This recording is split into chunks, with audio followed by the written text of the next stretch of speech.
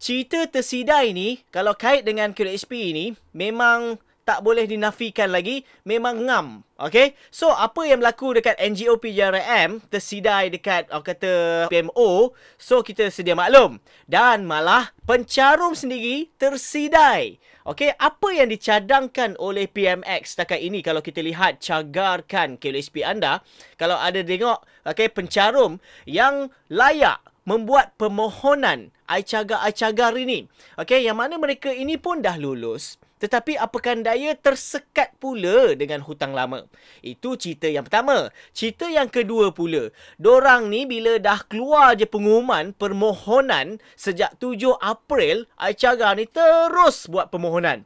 Lepas itu sehingga sekarang, kau bayangkanlah, masih lagi status diproses. Masih lagi status yang sama. Tak berubah-ubah. Apa yang mereka harapkan benda ini boleh dipercepatkan sebelum raya. Okey, kita tak nak cerita bagi mereka yang nak tuntut KLSP 2.0 bersasar ni disebabkan raya. Okey, kita nak cerita ni iCagar ni diorang nak keluarkan mengikut kepada kemahuan daripada PMX ni. So, diorang nak gunakan sebaik mungkin. Mungkin dia nak harungi sebelum raya ataupun mungkin nak bayar hutang-hutang tertentu. Tetapi apakan daya, benda ini tersidai pula. Apa cerita ni? What's up guys, Assalamualaikum dan salam sejahtera kepada korang semua yang sudi menonton Saja Sembang. Aku Faizuan. Jom aku nak baca artikel daripada Harian Metro semalam. Okay, yang mana ada yang lulus tapi tersekat dek hutang lama, kata PJRM. Yang mana ramai pencarum mengakui terbeban dengan proses permohonan fasiliti sokongan akaun 2 FSA 2 kumpulan wang simpanan pekerja KLSP, iaitu Timbalan Presiden Pertubuhan Gagasan Inovasi Rakyat Malaysia PJRM Muhammad Farhan Jailani berkata, maklum balas itu diterima pihaknya berdasarkan tinjauan di media sosial. Antara aduan paling banyak diterima ialah tempoh pemprosesan terlalu lama dan ada di antara pencarum yang masih belum mendapat maklum balas daripada pihak bank sejak hari pertama permohonan dibuka. Permohonan masih lagi dalam status sedang diproses tanpa mendapat apa-apa kemaskini daripada bank. Ada juga sebahagian pencarum ini diluluskan permohonan pembiayaan mereka tetapi wang mereka disekat kerana mempunyai hutang lama di bank. Katanya dalam kenyataan hari semalam. Menurutnya ada juga pemohon berstatus muflis yang sudah lulus permohonan namun perlu mendapatkan surat pelepasan daripada Jabatan Insolvensi dalam tempoh 7 hari bekerja sebelum wang berkenaan dikreditkan. Muhammad Farhan berkata, perkara seperti ini tidak seharusnya terjadi kerana ianya hanya menambahkan lagi tekanan hidup terhadap pemohon yang sudah sedia berada dalam kesusahan. Sudahlah perlu menunggu lama. Apabila sudah diluluskan, wang pula disekat dengan pelbagai alasan. Apakah relevannya kelulusan FSA 2 ini diberikan kepada pencarum yang masih aktif mencarum dan mempunyai skor kredit yang baik? Jika begitu, tiada bezanya FSA 2 ini dengan pinjaman peribadi sedia ada yang ditawarkan bank, katanya. Tambahnya, inisiatif itu sepatutnya memberi manfaat kepada semua pencarum yang terdesak memerlukan suntikan tunai. Sebaliknya, hanya menambah beban hutang yang perlu ditanggung pemohon.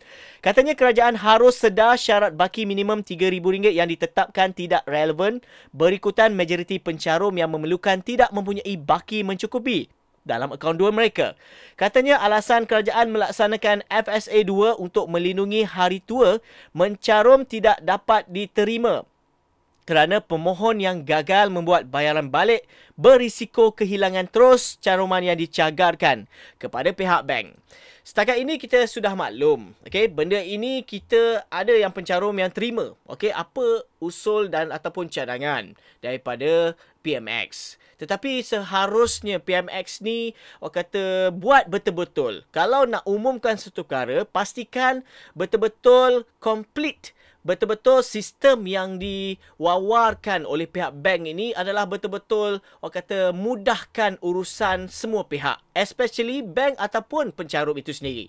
Mereka ini yang saling kait, bila dah berlakunya pengumuman tersebut, so mereka ini yang akan terima tempiasnya.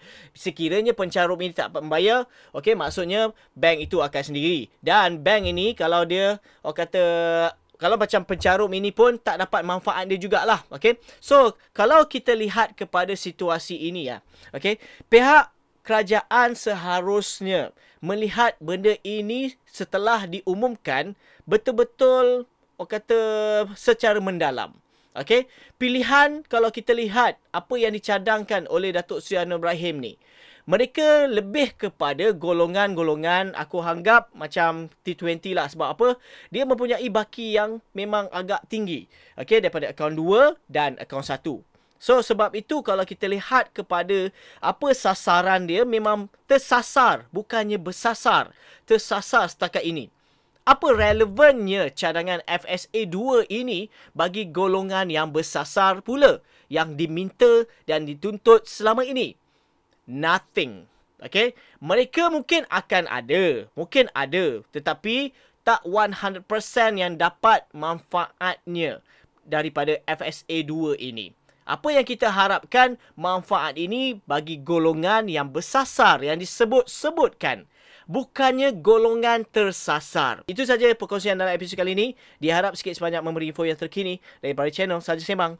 Bagi korang yang masih lagi belum subscribe ke channel ini, please klik button subscribe dan jangan lupa share dan juga like. Viewers di TikTok, jangan lupa follow. Aku Faizwan. Assalamualaikum.